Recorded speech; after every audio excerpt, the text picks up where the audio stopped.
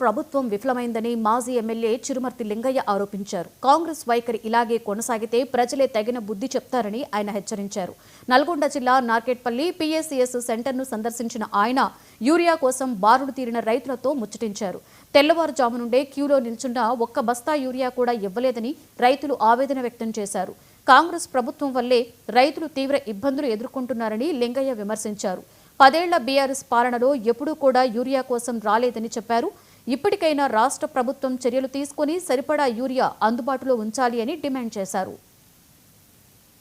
దాదాపు 9 లక్షల మెట్రిక్ టన్నుల యూరియా అవసరం పడ్డది. మరి ఈసారి మనం ఎందుకు దిగుమతి చేస్తామని చెప్పి సోయి ఉన్నదా? మాటికి ఢిల్లీకి పోతున్నాం. ఇప్పటికి 56 సార్లు పోయినావు. మరి 56 సార్లు పోయి మోడీ దగ్గర ఏ ఒప్పందం చేసుకుంటాం? దోసుకున్న డబ్బులు దాచుకుంటా అని చెప్పుకునే కోసమే పోతున్నావా? రైతుల సమస్య గురించి ఇంతవరకు రైతులు ధర్నాలు చేస్తున్నారు. రోడ్డు మీకు వచ్చి ధర్నా చేస్తే నోరెప్పి మాట్లాడే ఈ ముఖ్యమంత్రి ఏమైనా ఇద్దరు మంత్రులతో తప్పుడు స్టేట్మెంట్ ఇచ్చి రైతులని ఇబ్బందికరంగా పెట్టే విధంగా మాట్లాడుతుంది తప్పితే రైతులకు నేను ధైర్యం ఇస్తాను చేస్తానన్న మాట, భరోసా ఇచ్చే మాట ఈ రాష్ట్ర ముఖ్యమంత్రి నోటికెళ్ళి సందర్భాలు లేవు. సిగ్గు తెచ్చుకో, ఎప్పుడైనా తెచ్చుకొని రైతులు చిట్టే బూతుల పురాణం విని వాళ్ళు సరిపోయిన యూరియా గానీ, వాళ్ళకి నాణ్యమైన కరెంటు గానీ, రైతులకు ఇచ్చిన హామీలు అవుతున్నాయో వరంగల్ రైతు డిక్లరేషన్ లో అన్ని కూడా అమలు చేయవలసిన బాధ్యత ప్రభుత్వం పైన ఉన్నది.